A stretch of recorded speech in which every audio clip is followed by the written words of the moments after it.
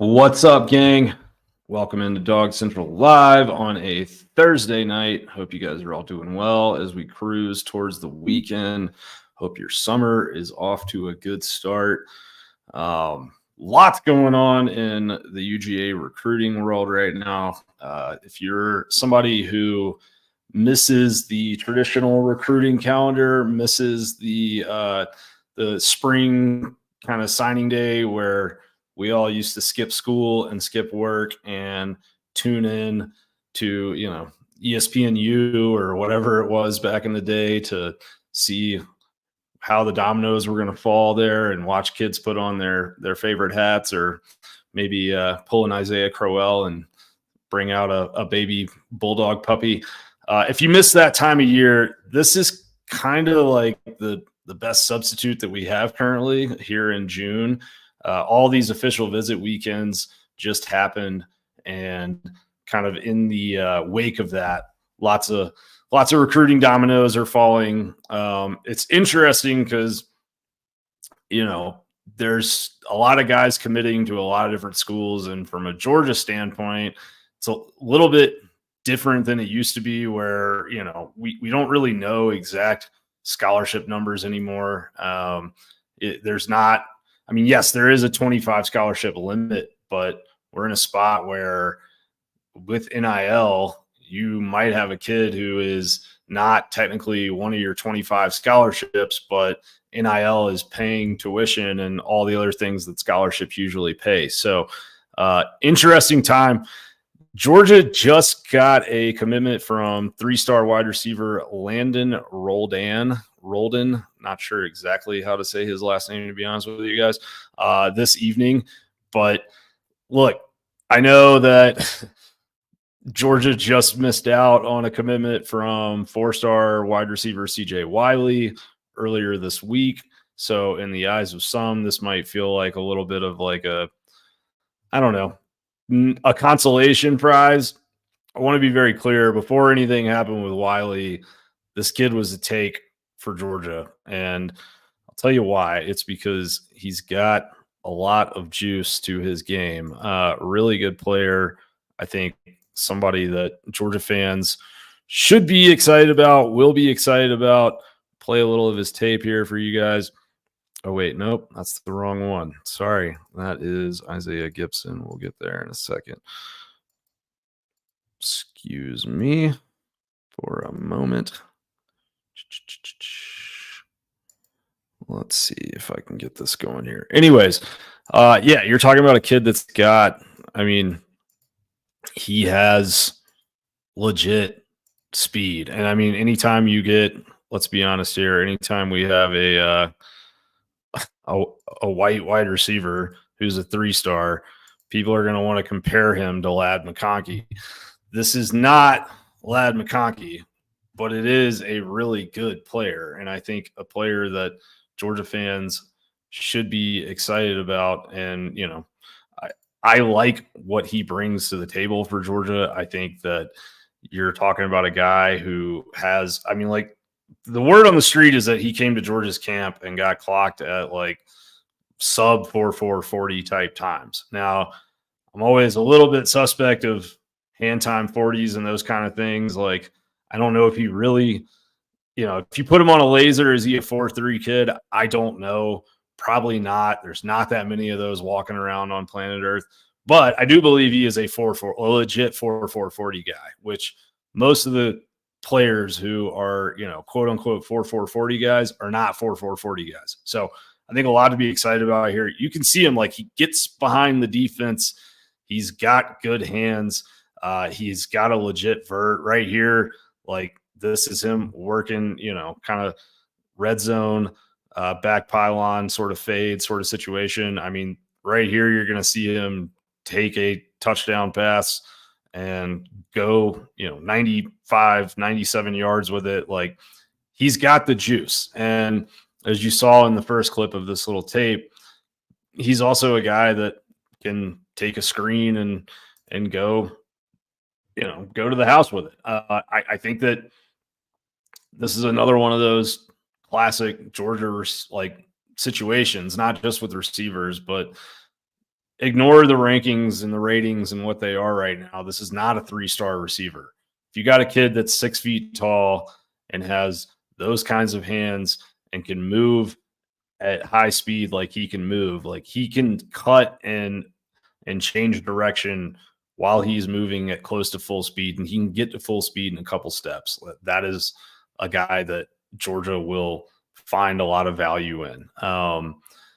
Dylan Bell, 3-star receiver. Ladd McConkey, 3-star receiver. A.D. Mitchell was a 3-star receiver when Georgia got a commitment from him. I think maybe one of the services knocked him to a 4-star by the end of the cycle, but like we are looking at, it's well documented Georgia's ability to kind of out recruit the recruiting industry, or I should say out evaluate the recruiting industry. So I think there's a lot to be excited about there if you're a Georgia fan. And I would also say that, look, Georgia's going to take 5 receivers in this class with the situation with NIL being used for scholarships and whatnot. Now, I wouldn't even be shocked if they take 6 receivers in this class. So with that in mind, if you're talking about this kid with 4.4 speed and good size and a very like wide array of skills as being your 5th receiver in a class, like that's a pretty exciting deal for Georgia fans. The other thing that happened earlier this week, you got 5-star edge Isaiah Gibson committing to Georgia. This was one that, has been a long process. Georgia's been recruiting him for years. Home state kid, Peach State product, and went out to Southern California back in the winter with Justice Terry, who was a Georgia commit at the time. And George, good point. George, next week you're coming on. All right. I don't know why I didn't ask you to come on this week. I'm sorry. But George Foster, who knows a lot more about football than any of us probably because he played in the NFL, he makes a point. 4.4 speed in high school is key for Roldan, and he's right. He's not going to get slower, and chances are when you get a North Oconee kid into Georgia's strength and nutrition program, probably be some interesting things that happen. So I think that, look, just my opinion on all recruits is just turn on the tape. And the same is true with Gibson, the 5-star edge that signed with Georgia this week. There's 2 types of 5-stars, in my opinion. There are 5-stars who are 5-stars because they are athletically freaky. They've got a long frame and they already have good speed and twitch, and they have a frame that can maybe take another 20 or 30 pounds of muscle over their college career. And by the time they get to their junior year, they have a chance to be a really special player. The other type of edge is guys like Gibson, who basically you have, just he's got the juice right off the bat. Like 17 sacks last year at Warner Robins, playing in high-level football, in the state of Georgia. Like, that is not normal, honestly. Like, normally with these 5-star kids, they have those frames that we're just talking about, but they're not maybe quite that productive. Like, this guy is, getting it done at one of the top classifications in the state. He is going to be a very special player.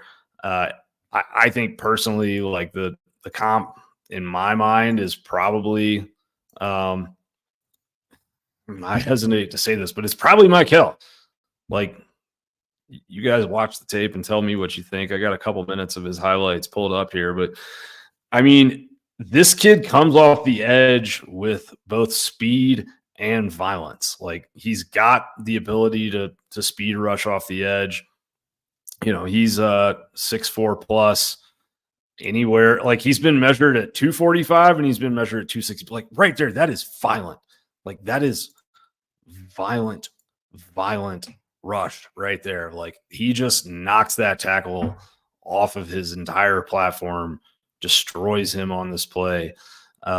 You'll see here again, like, he's got the bull rush, pulls that kid over, knocks him over with one arm, and then goes and gets the quarterback. He arrives at the quarterback very, very aggressively. I think the thing I like about him, is he wraps up well. You don't see him leave his feet when he gets to the quarterback. Sometimes you see these talented younger edge rushers, they kind of try to dive at the quarterback, and because of that, they miss out on making plays in the backfield. Not the case with him. He has good form when he arrives to tackle the football, and he's really, really good against the run too. I think some of these sort of highly recruited edge rush players, the true sort of outside linebacker style guys, they have a little bit of this kind of like, they're a pass rush specialist type deal, and that is not the case at all with Gibson. Like you see him here, he's playing inside. It is kind of in the A gaps as a 3 tech, as a 5 tech, and that's why I say he reminds me of Mykel Williams, because Mykel was about 260 when he came out of high school as well. Gibson's been weighed up at like 263. I could see him playing all across the defensive line, early downs, maybe shading as like a 4-eye defensive end kind of. And then look at that. I mean, like that is perfect run defense right there. The way that he's going to, shed that. Here, let me go back a little further. The way that he sheds this block and just cuts inside to make that tackle on the opposite gap that's what football coaches dream of. Here you're going to see him on this run play, run this down from the backside. Love that. Like, he is not a guy that is taking any plays off. He is going to be a really, really special player for Georgia. And I think that, when we get to 2025 fall camp, you're going to see him getting all sorts of buzz. And I would expect, odds are that he'll probably be an early enrollee in December for UGA. That's what happens with most of these guys now. So I think when he gets to Georgia, he is one of those kids that is going to have a chance to contribute right away. And that'll be a good thing for Georgia, because they will lose Mykel Williams after this year. There's going to be guys that kind of come and go and all that. So I think a lot to be excited about on the recruiting front. If you're a Georgia fan right now, a big week of commitments for Georgia, probably more on the way over, the next 5 to 7 days. And at the end of the day, like, if you're a Georgia fan and you're following recruiting, it's got to be a pretty fun experience at this point, right? Because like you know that Kirby Smart is going to get it done. Even if you miss out on a kid like CJ Wiley, who Georgia missed out on earlier this week, that you're probably going to have a chance to come back and flip them. The best thing that Georgia can do from a recruiting standpoint is go play games, because once the games start, all the cotton candy that everybody's been selling on the recruiting trail, that goes poof. And you get to find out as a prospect who is telling the truth and who is selling a vision. And don't get me wrong, like, you have to sell some level of vision on the recruiting trail, especially if you're a new staff at a program and you're trying to, develop your identity and get your guys in. Like, you have to sell some cotton candy, but eventually everything comes home to roost. And eventually everybody finds out who is really about it, and who is a staff that, hey, if I come in and play for these guys, like I might be on the they might be on the way out in a year or two. Now, that's easier to deal with in the portal era than it used to be, but it's still not ideal. You still, if you're a high school recruit, you want to commit to a staff and you want to play for that staff for 3 to 4 years. At least that should be the plan. And so I think if you look at Georgia in the last couple of years, like, Mykel Williams was committed to USC for a long time. Get into the season and, Clay Helton's getting fired, and there's a staff coming into USC that's not really one who, I would call defensive minded, with the Lincoln Riley crew that's come in there. The whole situation, it's like the proof is in the pudding. And at the same time, Georgia's going on a national title run. where do you want to play your college football? And I think the answers are pretty obvious for a lot of guys. Like, if you want to go compete for championships, then Georgia's the place to go and do that, probably with the most consistency of anywhere in the sport right now. So it'll be interesting to see a guy like CJ Wiley, who committed to Florida State, but also, right after his commitment ceremony, was doing interviews with media folks and said, my recruitment is still open. I don't, I'm going to, Georgia's right up the road. I'm going to continue to visit there. Maybe that's one that comes back to you. So it'll be interesting to see sort of how that plays out over the coming months and weeks. But got some questions to get into here. Before we do, want to be sure to plug our sponsors. One of those is Home Field Apparel. Home Field Apparel has the best UGA throwback merchandise, vintage apparel that you are going to find anywhere out there. It's kind of cool because, Home Field has been around long enough now where they've gone from sort of like a 50s, 60s style throwbacks. Now we're moving into more 70s, 80s, 90s, pretty wide variation of designs, lots of good stuff. I'll just tell you guys straight up, there's nobody that makes a more comfortable hoodie than Home Field does. They're nice, they're big, they're comfy, they're soft, and you can wash them many, many times and they will maintain that shape and softness. The other brand that we need to shout out tonight is a new sponsor on the show. We are drinking some Creature Comforts this evening. Creature Comforts Brewery, obviously downtown Athens, great place to go hang out anytime you're in town.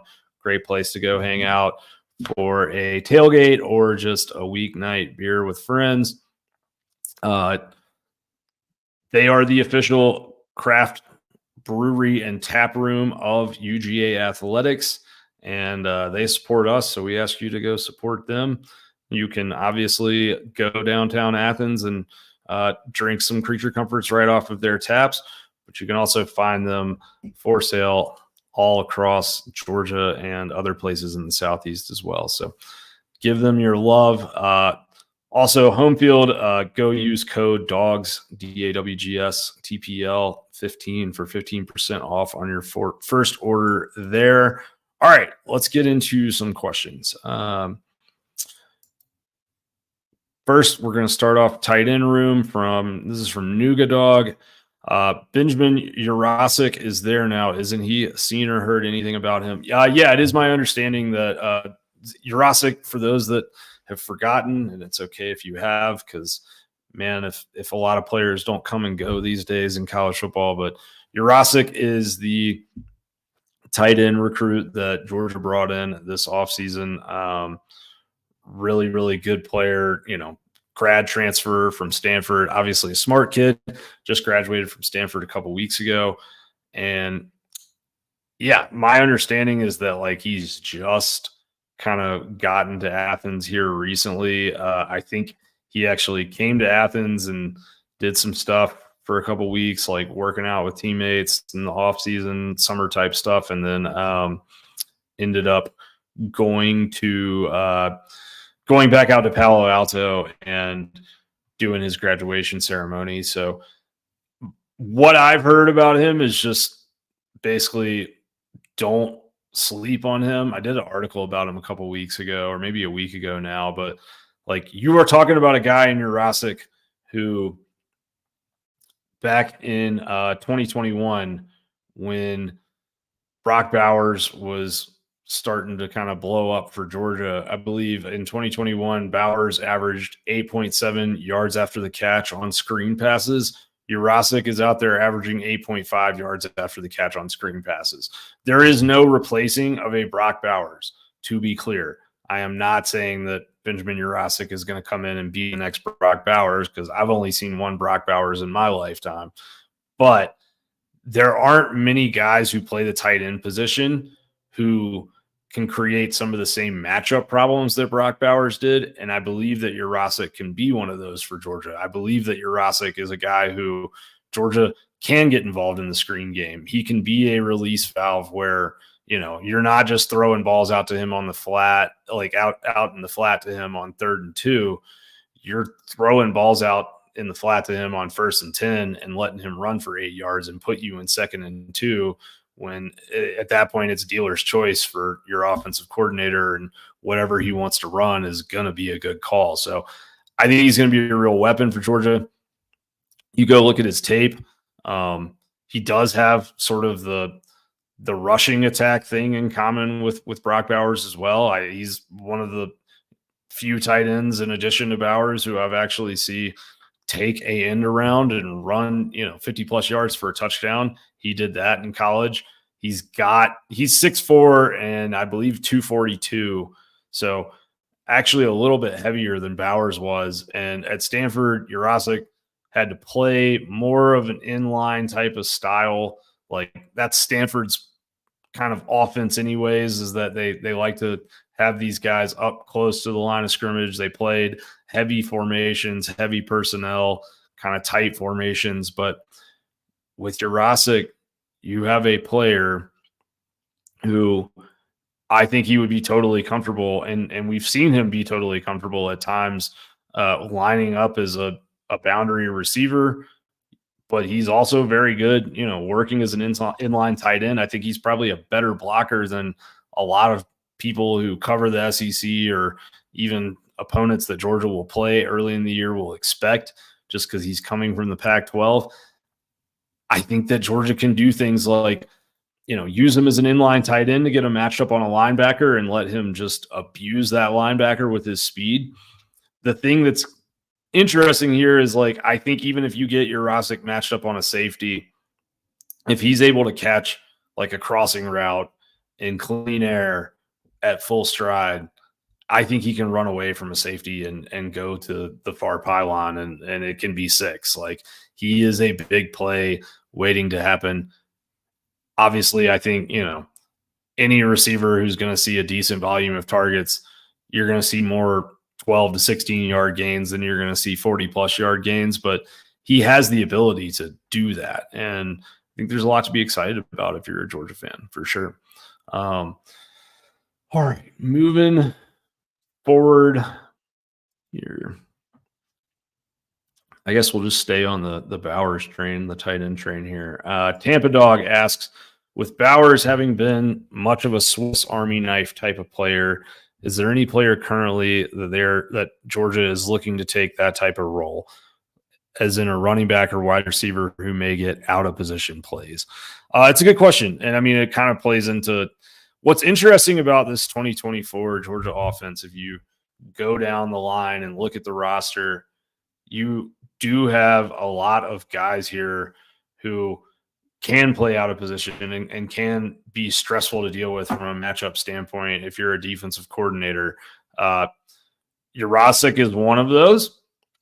Trevor Etienne is another one of those. I mean, Etienne at Florida was extremely productive as a receiver. And really didn't do much receiving, I think, out of any place but the backfield. But we have seen with Georgia over the years, like, they'll flex guys out wide, they'll motion them out wide. Etienne honestly was probably underused as a receiver, in my opinion, at Florida over the last couple of years. Last season, he was targeted 21 times, had 21 receptions. That's a pretty good return on investment for targets, if you ask me. Some of those were big plays. Not all of them were, right? Like, against Kentucky, 4 catches, 38 yards. Against Arkansas, though, 2 catches for 43 yards. Mizzou had, 37 yards receiving and a touchdown. Averaged 8.2 yards a reception, which is not shabby at all for a running back. And again, I think, what's interesting is you look at what he did in space. On just 21 catches last year, he had 9 missed tackles forced. That's an insane number of, like, that is just basically get him one-on-one and he's going to break a tackle more often than not. I think what's interesting for Georgia versus him and the system he was at Florida is at Florida, if he's on the field, he's kind of the focal point. And I'm not saying he won't be a focal point for defenses that are facing Georgia this year as well, because he will be, but he can't be as much of a focal point as he was at Florida. Like I think if you look at him this season at Georgia, there's just too much going on around him for a defense to really hone in on him too far. And at that point, you're in a spot where if Etienne is, getting the ball on a receiving play, there are more opportunities and more chances that he is going to be one-on-one.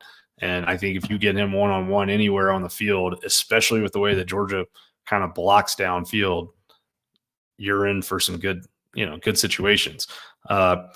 You go back and look at like Kenny McIntosh in 2022 and even late in 2021, like one of the underrated plays, I think, of Georgia's 2021 national title win was Kenny McIntosh motioning out into the slot and, running kind of a pass route just past the sticks and making sort of a circus catch to keep a drive alive for Georgia in the second half of that game, and ended up, going down and scoring points that they needed to score, obviously. But I think Etienne, you motion him out to the slot, if they see something pre-snap.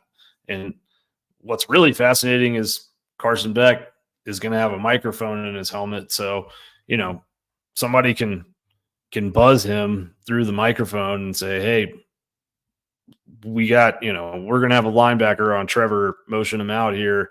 You motion him out into the slot. And even if you just hit him on like a 10-yard slant, if you hit him in stride, he can go, like if he's even, he's leaving kind of thing. So very interested to see how things will play out for him. And I think that he's going to be one of those Swiss Army knife players. Also think that Dylan Bell would be an obvious answer here. Like Dylan Bell, we saw last year he played both running back and receiver at Georgia.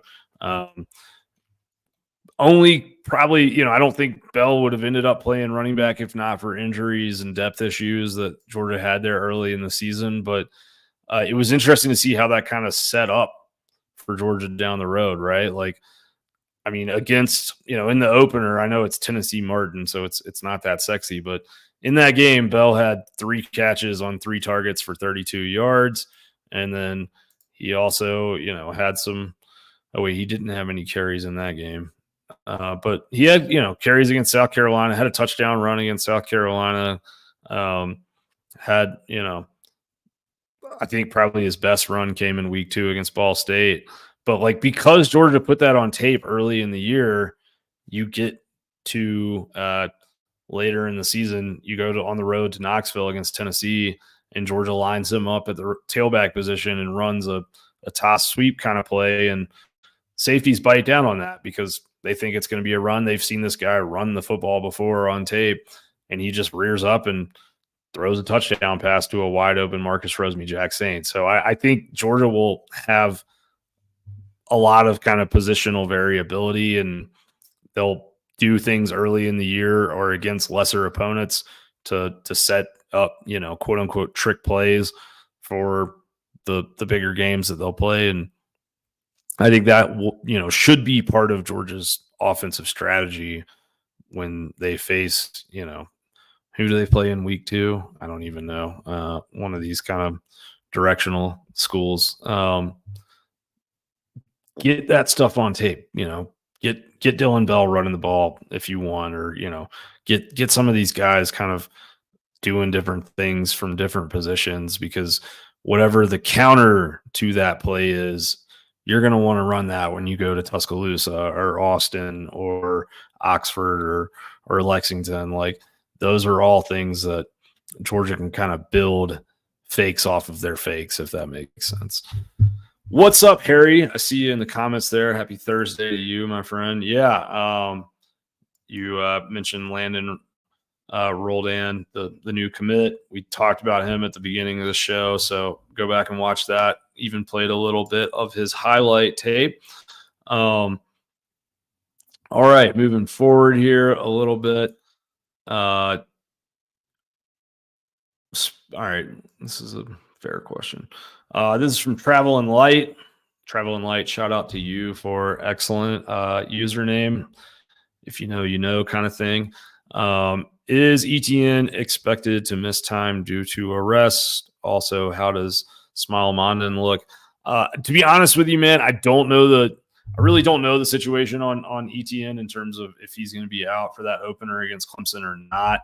I think if he is convicted of DUI, then, you know, I'm pretty sure that the UGA's athletic association conduct policy kind of deal like will force him to miss a game or two.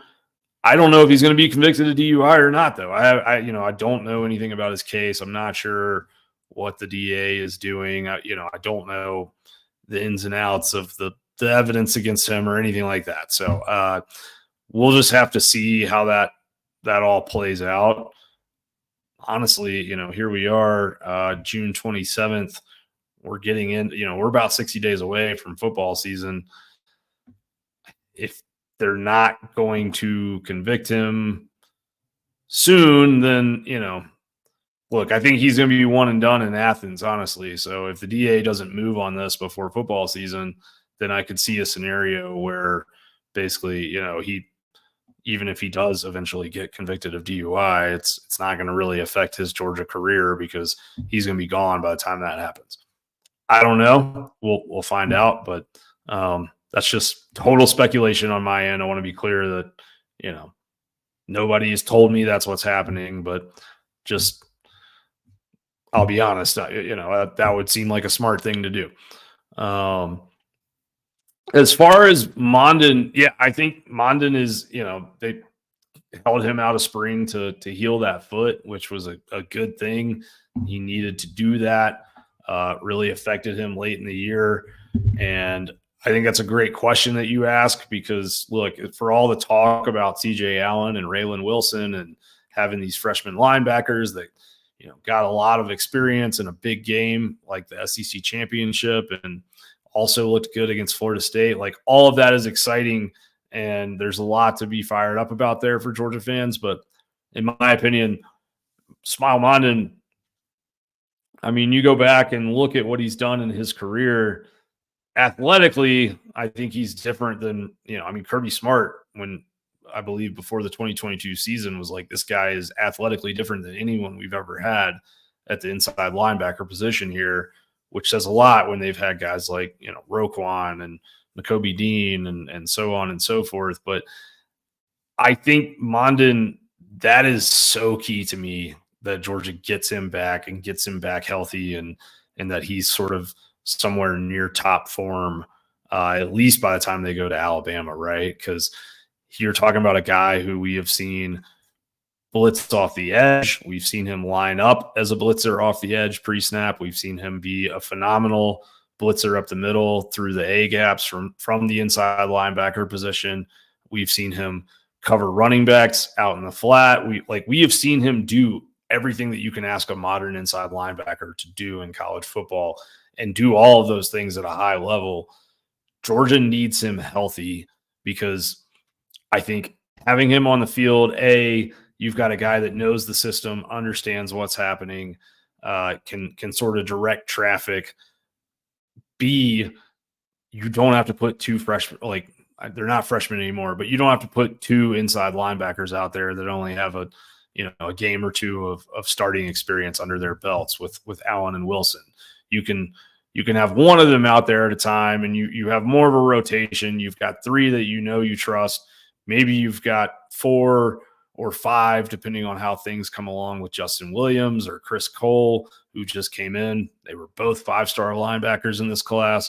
You also have Troy Bowles that came in with Allen and Wilson. Like, you've got a lot of other guys that could kind of join that top group, but it's important that the top of that group is somebody that has experience and is not going to be confused by, different games that offensives play pre-snap or different movement and motions. You go back and just watch when Mondon has been in games a lot over the years. Like, he is often yelling at the linebacker next to him pre-snap, telling, moving guys around, moving the defensive line around. He is a smart, cerebral player. So, yeah. All right. So now that I've answered that question, there's a lot of comments going right here about the Baba O'Reilly pregame music that happens in Sanford Stadium. Both Craig and Harry are in here talking about it. We had a thread pop up on the site yesterday of someone complaining about this as well. Why is this like a topic right now? Is this just coincidence, or did something happen? Did the Who get arrested or something that I don't know about? Like, I personally, I don't mind the Baba O'Reilly pregame music. In fact, I'll go so far as to say that I kind of like it. Yeah, I remember, Craig, when they started playing it. Craig says, who decided on playing Baba O'Reilly and Nickelback? I didn't know about the Nickelback thing. I'm not a fan of the Nickelback thing. But I dig the out here in the fields, I fought for my meals kind of scenario here, okay? And I also think, like, Teenage Wasteland is not a totally inappropriate phrase, moniker, however you want to call it, for a Saturday in Athens, Georgia during college football season. So I'm not, look, man, on my agenda of shit that I would like to see changed, Baba O'Reilly is not a priority at the moment. It's Nickelback's remake of yeah, that is trash. I'm not gonna lie. The Saturday song that they play, that I didn't realize it was a Nickelback remake, but the original wasn't any good either. There are much better things we can do here. What would be great, guys, is if we can get some suggestions on how to replace that, or what to replace that with, and then maybe, there's strength in numbers. If we can find something agreeable that a lot of people will put some energy behind, then maybe we can out that. Harry, I see you making throw up signs down here below. I'd love to know your position on this matter. What would you replace the Nickelback Elton John remake with? Devil Went Down to Georgia should be the song. That's one of the suggestions here in the comments. I don't know, man. I mean, look, it's all right, I guess, but I think we can do better. Not that I hate fiddles or anything like that. It's just like, when I think about physical contact with, 22 guys on a field, I don't really think about fiddling. Maybe I should, though. Maybe that's a me problem, not a you problem. All right, let's keep rolling here. Dog God, early prediction for starting secondary. That's a great question. Joseph, that's a good one. I feel like the opening music is so short anyways, I don't think it matters. You ever heard the fiddle in Baton Rouge? Yes, Craig, I have, but Athens is not Baton Rouge, my friend. It's a totally different deal. And with Texas coming into the league, look, man, you can't be trying to co-opt the fiddle when you got Texas and you already have Texas A&M. Like, let them do what they do. Figure out what you do. Georgia's got plenty of good musical acts. I don't know. Play Wheels of Steel or something. All right. Early prediction for starting secondary. Y'all keep arguing about this in the comments. We'll come back to it in a few minutes if anything illuminating comes out. I think obviously Malachi Starks is going to be one of your safeties up high. He's an All-American, no question there. He'll be there. Dalen Everett is going to be one of your starting boundary corners. That was the vibe that I got out of sort of spring practice, is that he is going to continue being a starter. I know that Georgia fans kind of made him an object of their ire at times last year, but guys, if you go and look at his season, I think it was better than a lot of you might realize. I'm not saying all of you are hating on him or anything like that. Don't take this personal if it doesn't apply to you, but the guy was targeted 54 times, which was the most of anybody on the team. Gave up 29 catches, so that's a 53.7 reception percentage for how many times he was targeted, which is extremely respectable. I mean, is it all American level? No, but is it respectable? Absolutely. And then he only allowed 367 yards.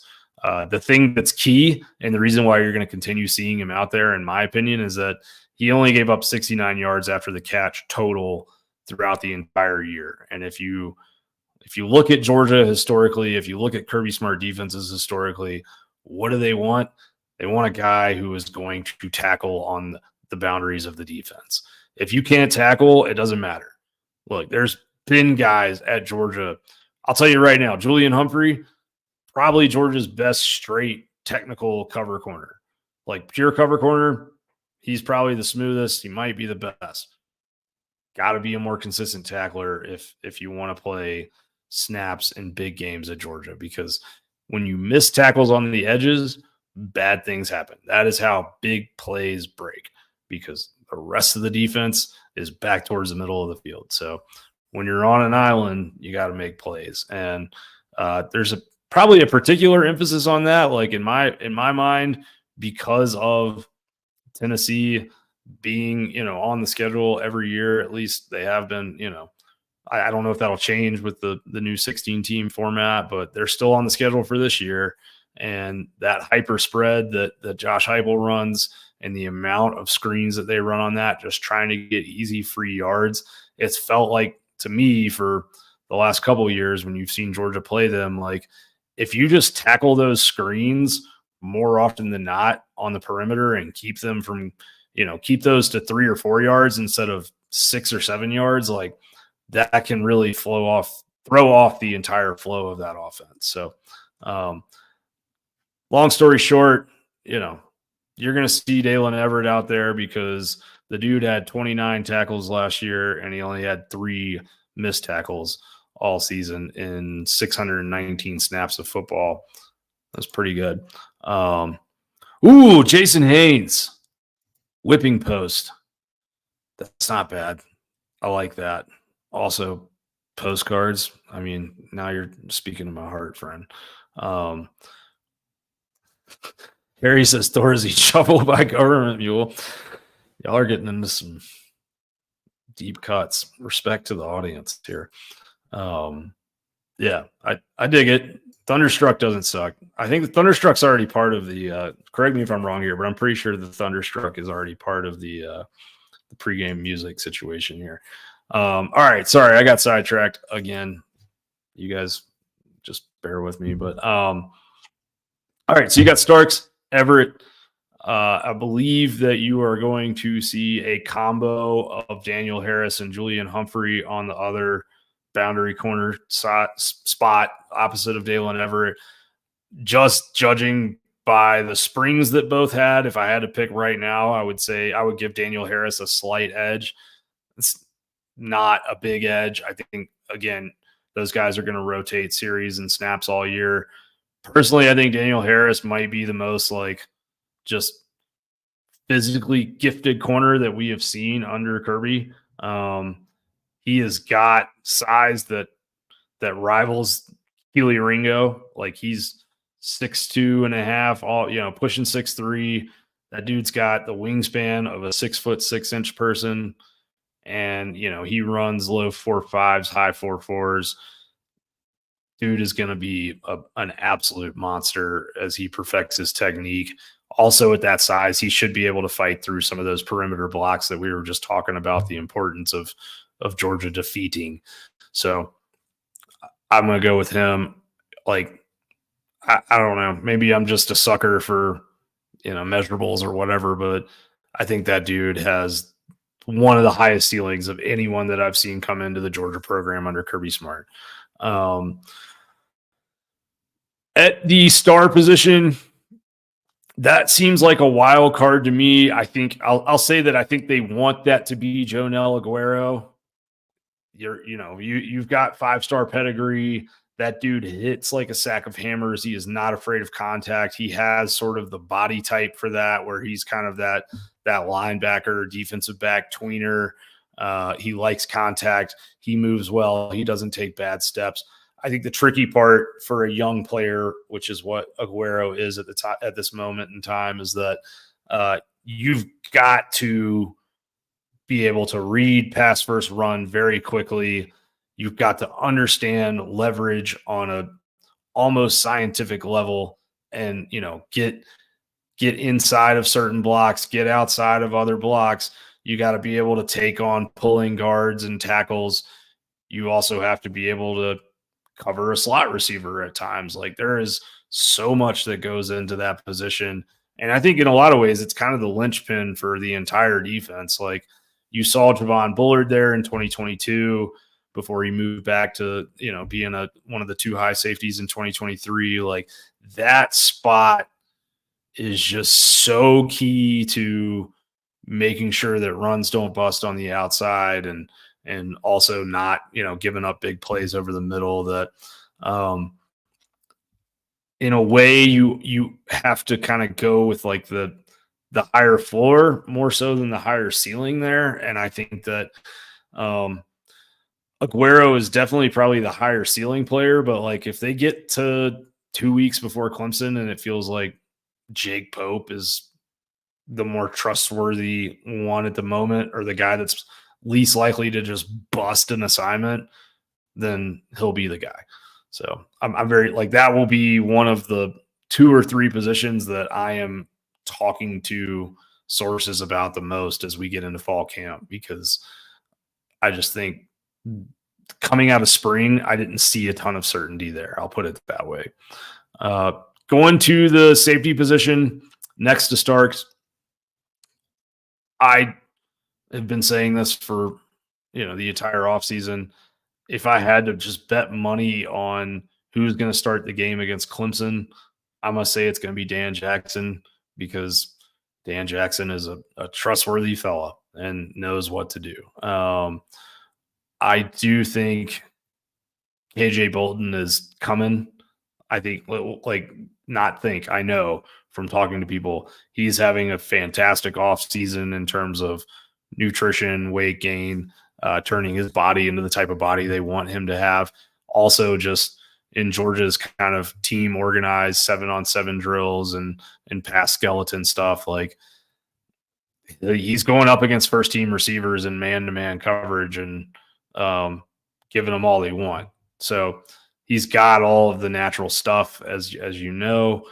I think it's just a question of scheme knowledge and playing some of those half-field responsibilities as one of those 2 high safeties, and how that all looks. But at this point, just from the buzz and like the vibes of the offseason, I would be surprised if KJ Bolton doesn't become the starter at safety next to Malachi Starks, by the time we get to the middle of the year or late in the year. But when that first game happens against Clemson, and you're talking about a guy who has never played in a college football game, I think Dan Jackson's going to be out there the first couple series, and then, maybe as Georgia starts to create a little separation in that game, KJ Bolton comes in and you get to see that. So, all right. Oh, that's a good question, Craig. Daniel Sisavon going to get any burn? I think he could, for sure. I've wondered if, there's not some space for him at that star position that we're talking about. I don't think he's got the pure cover skills of some of these other guys, just because he's a bigger player and a more physical player, but he could use that size to be really, really effective in that kind of tweener spot, especially if they need an extra defender in sort of obvious run situations. But I would expect you'll see him some. How much and where, maybe to be determined. Okay.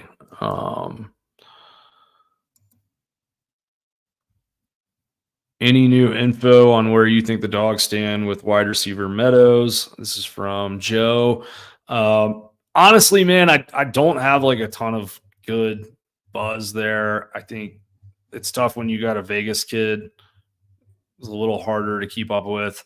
There's just, less people connected to that, family and that recruitment than if you've got a Peach State product. I think Georgia is very much in that recruitment. I think Georgia is one of the 2 or 3 schools that have really got a shot there. I think the longer that recruitment goes on, the better it is for Georgia. If Notre Dame has sort of felt like the school there for a long time, and then he came to Athens and had this really good visit, and I think Georgia threw their hat in the ring in a really serious way. But Notre Dame has just been there for so much longer that I would say at the moment it feels like they kind of have to have the edge just because of the length of the relationships. But the longer Georgia gets to just stay in contact with him and keep pitching him and keep selling him and hope, probably get him back on campus this fall, the better shot they're going to have. But I think there's still probably more to play out there.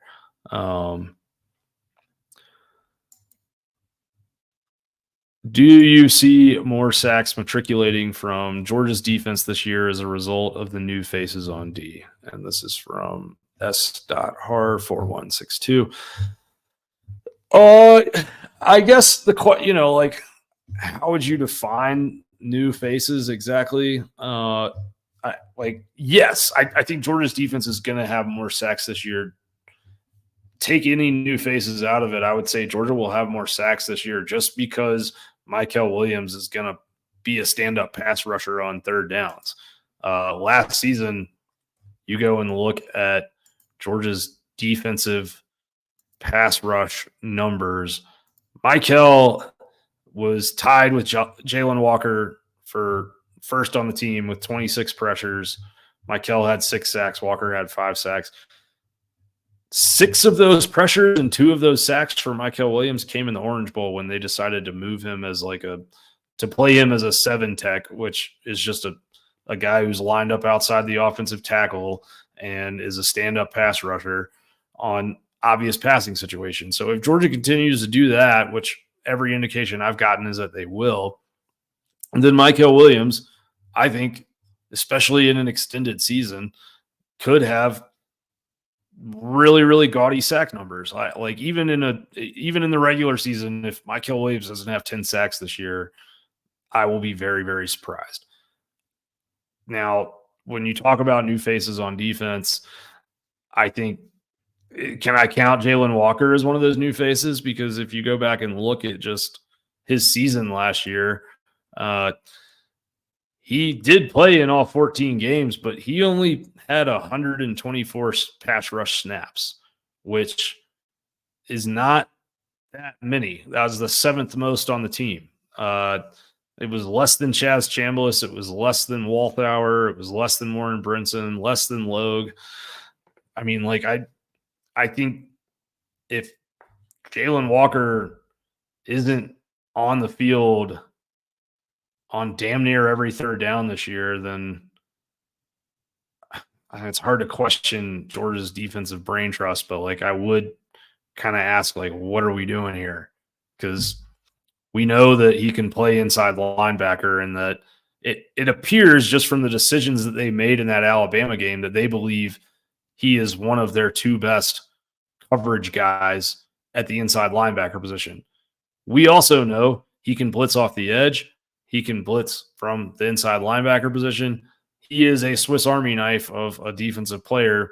And I mean, one of the hot takes that I've been workshopping for this offseason is that 2024 Jalen Walker is going to be what 2023 Harold Perkins was supposed to be for LSU. I think Jalen Walker is going to play a lot of snaps for Georgia. I think they're going to let him and Mykel Williams both hunt on third downs. I think there's going to be some scenarios where, like, look, let's talk about this for a second because it could be pretty gaudy if you have Mykel Williams coming off of one edge, you got Damon Wilson coming off another edge, and then you maybe have Jalen Walker or Smael Mondon coming up the middle, like, and all those pieces can kind of move around or be in different spots or come off the field. And like the amount of pressure packages that Georgia will be able to draw up from a personnel differentiation standpoint and using some of these guys as creepers, like where they, sort of go on a blitz path at the snap, but they're in a spot where they haven't committed to a blitz. So if a run play happens versus a pass play or vice versa, they're able to adjust to that in real time and just go play. Yeah, there's a lot. I mean, there's so much pass rush talent on this team that it should be the most we've seen since 2021. I am still curious sort of what the defensive tackle situation is going to look like. I think Jordan Hall seems prime for, a step forward or a, breakout might be too strong of a word, but I think he will be a very used part of this defense. I think the same is probably true with Kristen Miller. And then you got Nazir Stackhouse back for a reason. You've got Warren Brinson back for a reason, who Brinson, I think, quietly, he had the most pressures of any of the defensive linemen last year, any of the true defensive linemen other than Mykel, with 20 pressures and 2 sacks. Like, he was a very effective piece. I mean, shit, if Brinson could figure out sort of the consistency on run defense, then you'd be talking about him as a really, really high level player. I don't know if that's his skill set or not, but point being, Georgia's got all these guys. I mean, Gabe Harris, I think he's more of a inside sort of, deep, like a true defensive end that's going to play gap control more and play more of a physical style than a pass rush style. But you're talking about, he was a fringe 5-star player. You've got Mpemba coming up. You've got Damon Wilson, who we just talked about. You have all this front 7 talent. And that's before we talk about any of these freshmen that have come in. And I mean, history says that sort of there's going to be somebody that's a freshman on the defensive line that gets some burn. So yeah, I expect to see lots and lots of pass rush coming from lots of different places. And last year's Georgia team had how many sacks? 33 sacks. I think if you're this year's Georgia team, anything less than 45 would be a really big disappointment in my mind with the personnel that they have. I think that they can get to 50, truthfully, if they decide to unleash it. The interesting thing will be, if you look back historically, when Georgia's playing a team that they kind of know they should beat, they don't really burn their pressure packages onto tape. I mean, they rush 4 on third down and they just kind of play things straight up and they keep everything in front of them, and they don't, they're more interested in preventing big plays than they are in creating havoc plays on defense. So maybe with this schedule, A, you'll see more pressure packages earlier. B, I still think like Georgia in 2024 needs to do whatever it is they feel like they need to do to get big leads and to rest some of these guys, because the schedule they have and all the road trips that they're going to take, like, everybody's going to take wear and tear enough as it is. You don't need to sort of make things harder than they have to be. And last year's schedule was, frankly, I think so easy for them at certain points that they kind of did things as a staff to make games harder on their team than they had to be. Maybe this year they just kind of, put the throttle down and go, but we'll find out. All right, that's what I got for you guys tonight. Lots of good suggestions in the comments on new pregame stadium songs. Lots of Allman Brothers support here. We've got any Georgia artists, Outkast, Ludacris. I don't know if you can really get I don't know if REM really has like a pump up song, but I hear you. REM is obviously beloved. Anything but British rock. Fair enough. Flirting with Disaster, except they're from Jacksonville. Well, that suggestion was from Rambo Phillips. Rambo, to be fair, I mean, Georgia has kind of owned Jacksonville for the last little while now, haven't they? I don't think we have to reinvent the wheel here. Plenty of obvious options. Baba is a solid song, just a weird fit in my opinion. I don't even hate it when we play it. I just don't get it. All right, Craig, there you go. Oh, we got one more question here. Will Marvin Jones be an early round pick at FSU? I was rewatching some games and he was not good in Kirby's defense. Wonder if pinning his ears back and getting after the quarterback changes things for him. No, he was not good in Georgia's defense. He was not good at how should I say this? Marvin Jones was just not very good at defending the run. He never understood, I think, really how to like two gap, and he sort of either got caught dipping inside or caught dipping outside. He never really could play both up until the moment the running back got there and then dive into whichever hole the ball was coming through, the way that Georgia teaches their front seven defenders to do. Man, I mean, look, I'll put it this way. Jones last year had 5 pressures on 68 pass rush snaps. So maybe he's that guy as just like a stand-up pass rusher, but it's not like they didn't try that with him at times. I never really saw him like play good competition and create havoc. To be fair to him, he was just a second-year player last year. Like, and you know, dudes that are his size with his length don't really come around, you know, all the time. Like I think he'll get the benefit of the doubt and he will get shots at different places just because of his measurables. But I think it would, you know, I think that he'll probably have more pressures and sacks at Florida State just because he's going to face some pretty slow and, you know, not great offensive tackles in the ACC at times. But I just don't, you know, I don't think he's a one. You know, Craig, you just made a comment about Jermaine Johnson. Like, I don't think he's a Jermaine Johnson. You know, Jermaine Johnson, we all knew was a really, really good player. Georgia also just happened to have Azeez Ojulari and Nolan Smith and all these dudes at the same time that they had him. And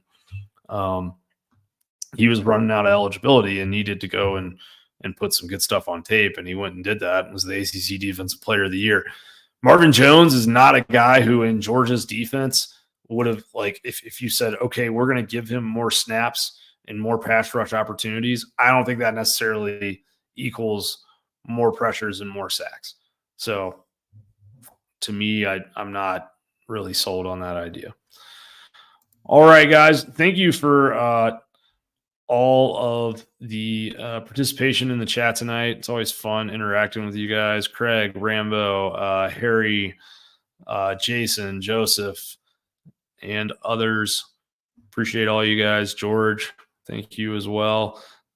Hope you guys have a good rest of the week. I'll be back next week, and you guys keep enjoying the summer. And look, every week that we do this, we're a week closer to football season, and pretty soon we're going to blink and we're going to be like a month away. And I mean, we're basically a month away from fall camp starting. So I better get some vacation in and have some fun outside before that happens. But until later, you guys be well.